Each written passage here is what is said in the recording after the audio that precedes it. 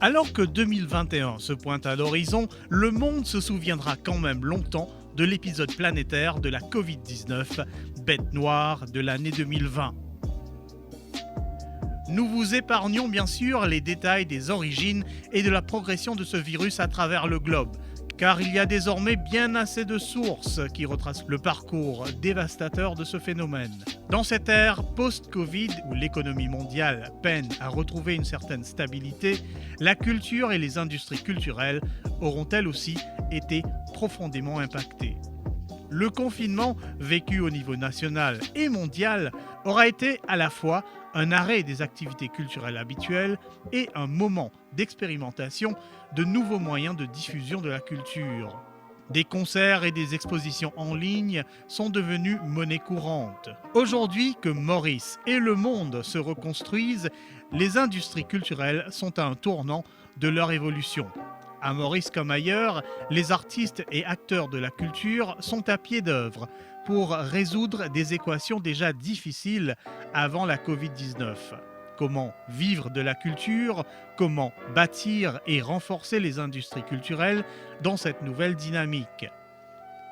Les expériences de la Covid-19, du confinement et de cette reconstruction sont multiples et souvent très personnelles. Dans cette émission, alors que nous regardons vers 2021 avec un mélange d'appréhension et d'espoir, nous vous proposons un panorama de quelques vécus, quelques initiatives, quelques moments de courage et de détermination qui rappellent que la culture reste toujours une composante importante dans l'élan d'une reconstruction nationale et mondiale.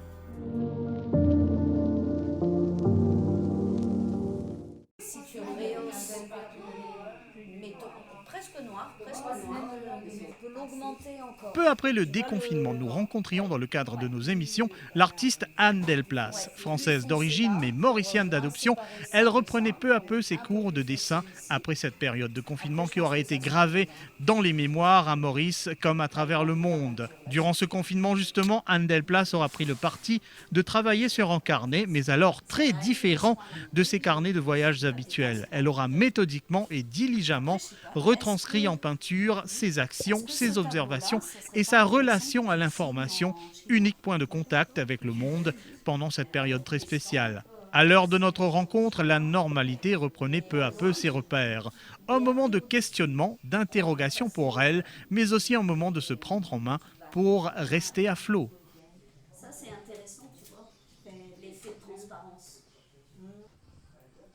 En fait, je me suis dit, je ne peux pas voyager, mais pourquoi pas faire un carnet sur ce non-voyage, de retracer en fait un moment historique, parce qu'on sait que ça va rester un moment historique. En même temps, c'était un moyen de survie aussi, je pense. Le besoin de faire quelque chose, d'être utile. J'ai choisi un fond noir, en me disant, bon, par rapport à la situation, le fond noir se prête bien. Mais en même temps, je voulais beaucoup de couleurs. Donc, une page sur deux, une page illustre la vie quotidienne, ici.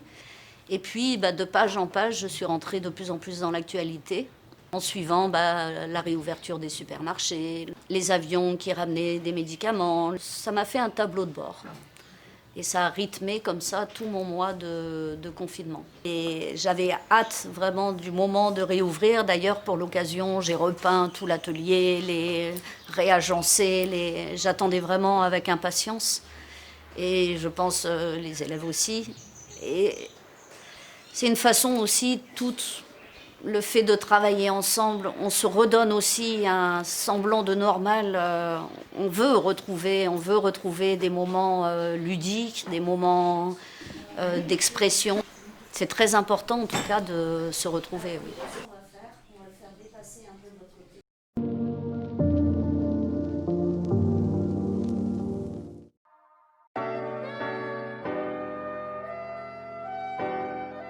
Mondialement, la Covid-19 aura eu un impact certain sur le cinéma, mais là aussi l'heure était à la renaissance. Du 15 octobre au 1er novembre 2020, la délégation de l'Union européenne persistait et signait afin de proposer la deuxième édition du Festival du film européen au M-Ciné Port-Louis. Pour l'ambassadeur de la délégation de l'Union européenne à Maurice, il semblait important de participer à la renaissance des industries culturelles.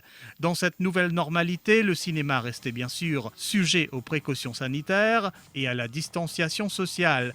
Mais le cinéma ici se voulait aussi un point de ralliement important pour toute une société qui se reconstruit après un épisode traumatique. Effectivement, c'était un petit peu audacieux parce qu'au mois de juin, qui était la date prévue du festival, on n'a malheureusement pas pu le tenir puisqu'on sortait juste d'une période de confinement. Donc mes équipes m'ont demandé qu'est-ce qu'on fait ? Est-ce qu'on reporte à l'année prochaine, ce qui était peut-être la solution la plus facile, ou est-ce qu'on essaye effectivement de maintenir nos engagements avec nos partenaires mauriciens, M-Ciné qui nous accueille ici ce soir. Et bien, j'ai pris le pari effectivement de tenir ce festival pour plusieurs raisons. Bon, la première raison, c'est que j'aime pas qu'un petit virus nous change trop nos habitudes quand même, donc je crois qu'il faut essayer de résister au maximum autant que faire se peut. La deuxième raison plus fondamentale, c'est qu'aussi une confiance dans la capacité des autorités mauriciennes à gérer cette crise sanitaire. Et puis il y a quelque chose de plus fondamental, je crois, c'est que nous souhaitions tous que après ces périodes, comme je dis, de quarantaine, de confinement, d'éloignement, de distanciation sociale, etc., il fallait retrouver du lien social. Et je crois qu'il n'y a pas mieux pour retrouver du lien social que la culture et de nous donner un peu ce moment d'évasion, ce moment de rêverie que nous apporte effectivement le cinéma. Parmi les professions qui souffrent beaucoup, le tourisme, le transport aérien, il y a une profession qui souffre également très particulièrement et très fortement en ce moment, c'est bien sûr tout ce qui est industrie culturelle, je veux dire, de ce point de vue-là, tout ce qui est la créativité. Donc il fallait envoyer un petit coup de pouce, un petit coup de soutien effectivement à nos amis du secteur culturel.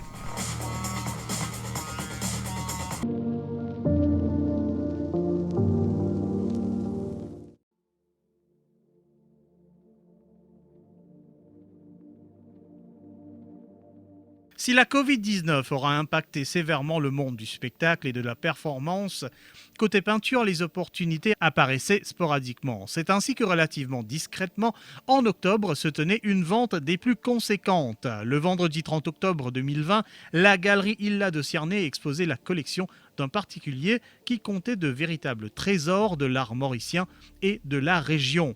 Pas moins de 21 œuvres de Chazal étaient donc mises en vente durant cette manifestation qui prendrait fin le 14 novembre 2020. Autour de ces joyaux, des Constantins, des maçons, bref, une vente événement pour les collectionneurs. Le confinement aura-t-il créé une certaine dynamique autour du marché des tables de maître ?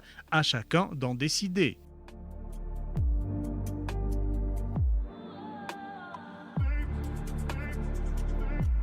L'exposition de ce soir regroupe principalement des œuvres de Malcolm Chazal, puisqu'il y a 21 gouaches qui sont présentées ce soir. Il y a 9 œuvres d'Hervé Masson, après quelques Michael Adams et divers. Un peintre juif qui s'appelle Raya Sorkin, qui avait exposé il y a une quinzaine d'années sur Maurice. Voilà, c'est l'essentiel de ce qui est présenté ce soir avec un maximum d'œuvres de Malcolm Chazal. Le bilan il est très positif puisqu'on a vendu au premier soir presque 70% des œuvres de Malcolm Chazal présentes, 50% des maçons présentés. Donc c'est un bilan qui est quand même relativement plus que positif pour moi. Les gens sont plaisir avant tout.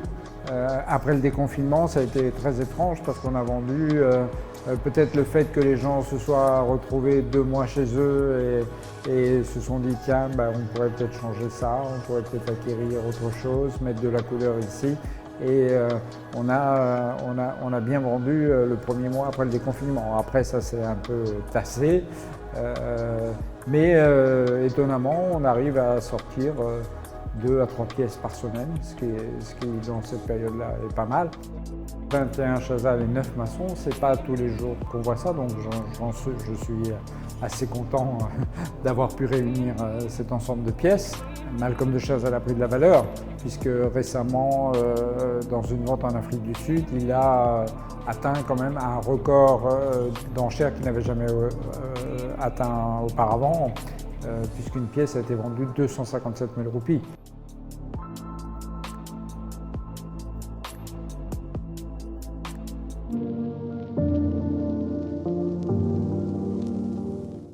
Toute la table, tous les tables étaient dehors. Alors là, il fait la fête, puis manger, faire barbecue, faire tout ça en fait, recevoir tous aux musiciens. Le cinéma mauricien aura aussi tenté de sortir la tête hors de l'eau en cette période post-Covid.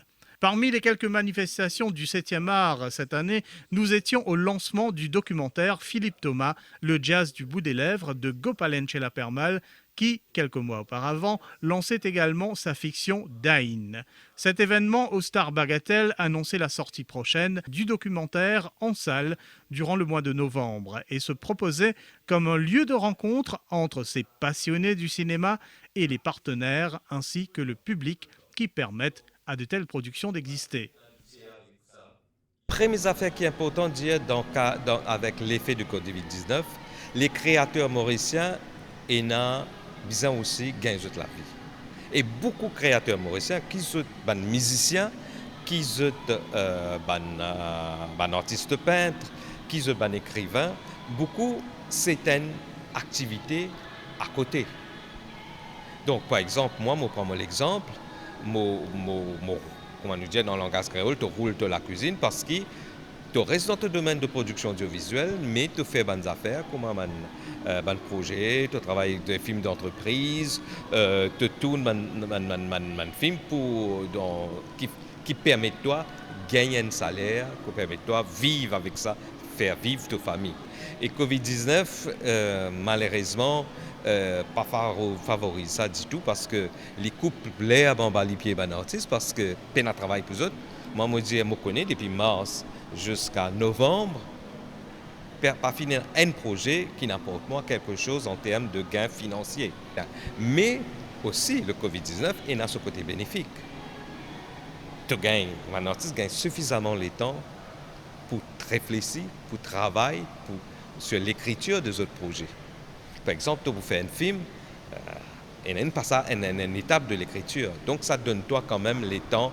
Par exemple, les 3 mois qui nous vivent enfermés, ça nous permet beaucoup d'artistes de réfléchir aux autres métiers, mais qui écrivent en santé, qui peignent, qui écrivent. Comme moi, mon travail, c'est écrire un projet de documentaire, etc. Donc, il y a aussi ce côté, l'aspect qui est quand même positif.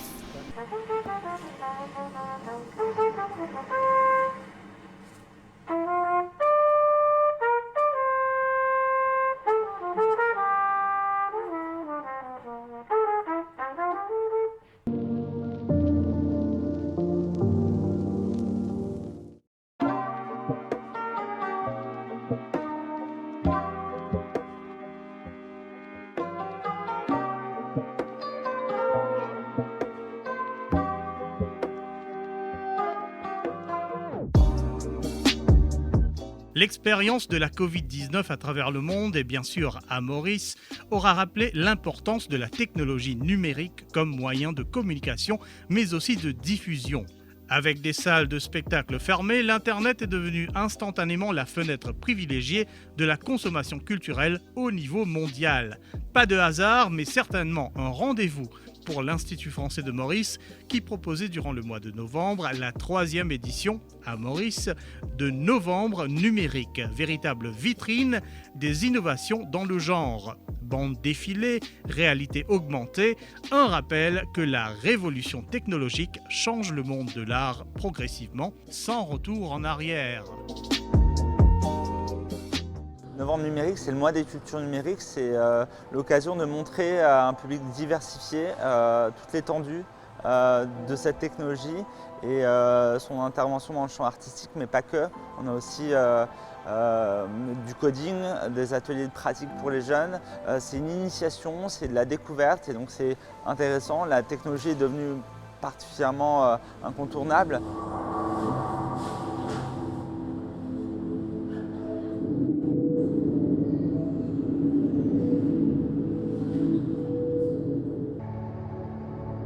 Si l'IFM propose cette fenêtre sur le numérique depuis 3 ans déjà, il est clair que l'année 2020 rend cette forme de diffusion culturelle plus que jamais actuelle. En effet, l'expérience mondiale de la Covid-19 et du confinement aura révolutionné le rôle des plateformes numériques au sein même de l'interaction sociale et culturelle des pays à travers le monde.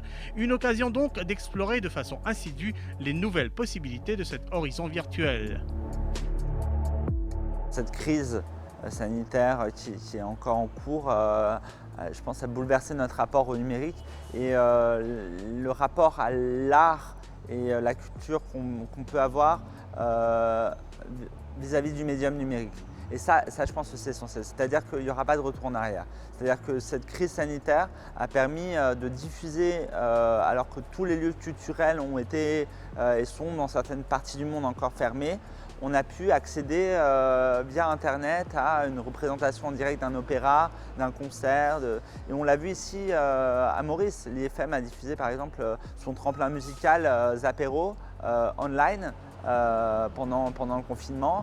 L'IFM a aussi proposé chaque semaine des propositions culturelles qui s'appelaient Par la fenêtre, donc pour permettre de continuer de la maison à avoir ces propositions culturelles. Donc, je pense que de là naît l'idée qu'on ne peut pas revenir en arrière et que si on va recommencer à programmer des choses in situ, et il faut le faire parce qu'on a besoin de vivre à nouveau des émotions collectives à travers des événements culturels, on doit continuer à proposer des choses sur la toile.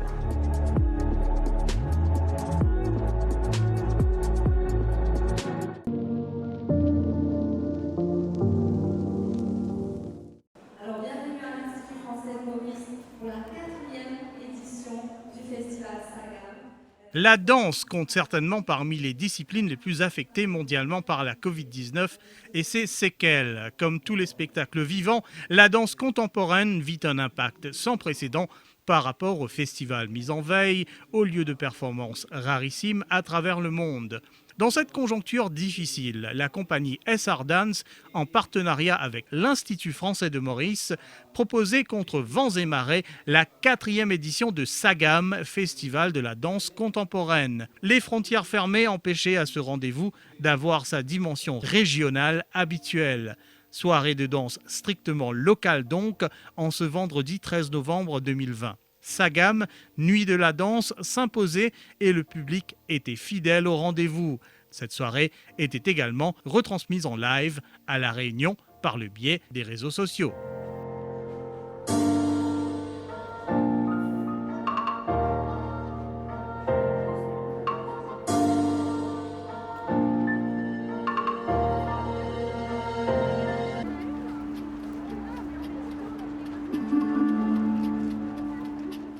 Le festival nous met ce titre Nuit de la danse. Il fait Nuit de la danse parce que normalement le festival il passe dans les 5 jours.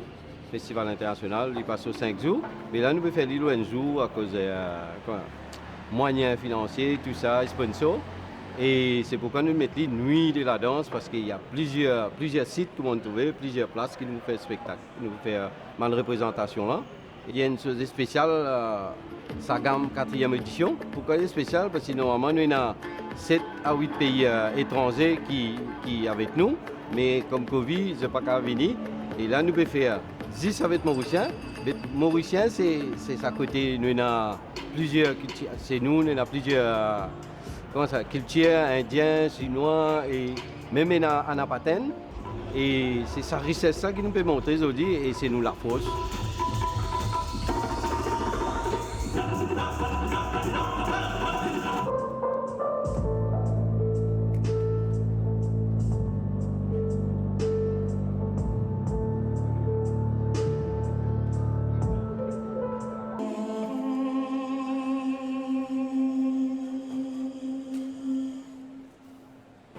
Il y a quand même 8 représentations, pas 7, la fiche est dans 7, il y en a 8, il y a une surprise là-dedans, un rodégué. Et par contre, chaque compagnie, il y a un concept, il y a un travail au genre, il y a un travail au Covid-19, Nous avons Jean-Pierre Loval qui travaille dans sa hip-hop, dans des rues, qui travaille avec ça, sans-abri, qui en ce moment à Maurice, nous fait tout ça beaucoup, sans-abri. Et puis nous avons aussi, le lien, c'est studio danse, un beau plan. Et nous avons plusieurs concepts comme ça dans Nuit de la danse. Nous avons un seul festival et c'est un qui nous tenir à faire même sur Lorenzo. C'est une vraie plateforme pour un artiste qui fait création. Même si la moitié journée, moi tu peux faire parce que je peux bien exprimer. On reste confiné et là pas connaître quoi arriver. Et c'est le seul moment qu'ils étaient là pour exprimer. C'est sa plateau-là, sa plateforme-là.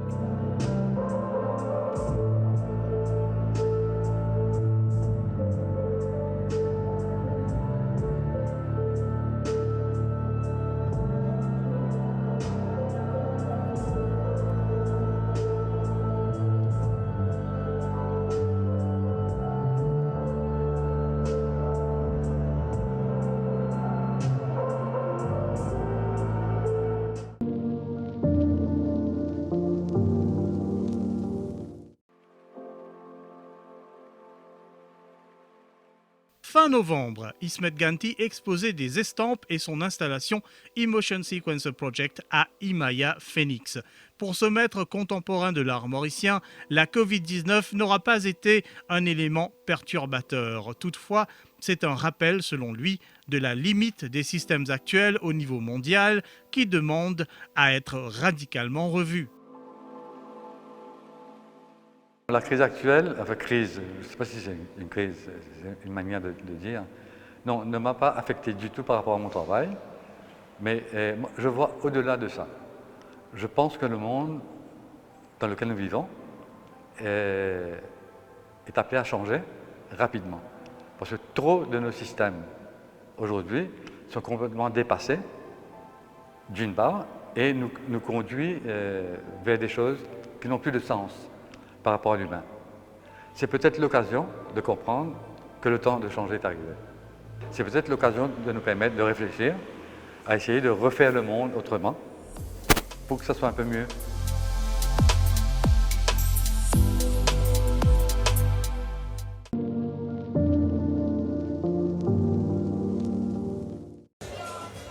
Une histoire unique pour terminer ce parcours. Avec l'impact de la Covid-19 et ses défis économiques, certaines institutions se réinventent par le biais de la culture. C'est ainsi que durant ce mois de décembre 2020, l'agence Together, qui traditionnellement se spécialise en communication, se sera transformée en un véritable foyer culturel. Sur 3 lundis, culminant sur le 28 décembre, Together aura transformé ses locaux en espaces artistiques et proposé un véritable mini-festival dédié aux arts, au programme live painting, poésie et musique, un moment de proximité entre artistes et public. Ce revirement à 180 degrés rappelle donc que l'art et la culture restent des terrains fertiles à exploiter durant ces jours incertains.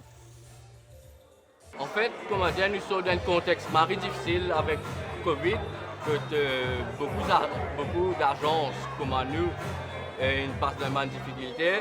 Donc l'idée est venue de faire un décembre ensemble. Et décembre, nous veut dire c'est un bon moment pour un ensemble ensemble. Et un ensemble, en fait, c'est un espace, c'est une surface et c'est une zone de création.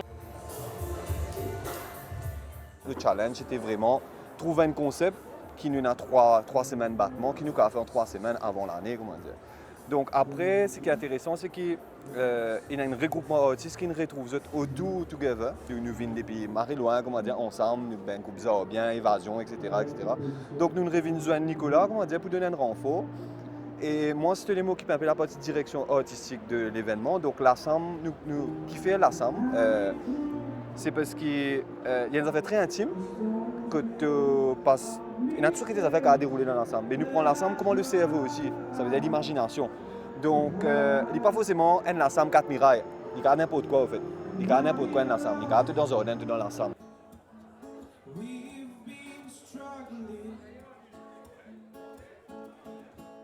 Là, on est dans un bureau et tout ce qu'on a mis là, c'est des choses que nous avons accumulées au fil du temps, qui nous servent nous pour différents événements. Moi, je pense que c'est une réaction aussi à vivre. Aujourd'hui, nous dans difficulté. Décembre, on n'a pas mari travaillé. Janvier, février, c'est des mois morts. Donc pour tenir jusqu'à mars, si on ne fait pas un minimum de projection, on ne va pas avancer. Motif pour croire tout ça là pour arriver.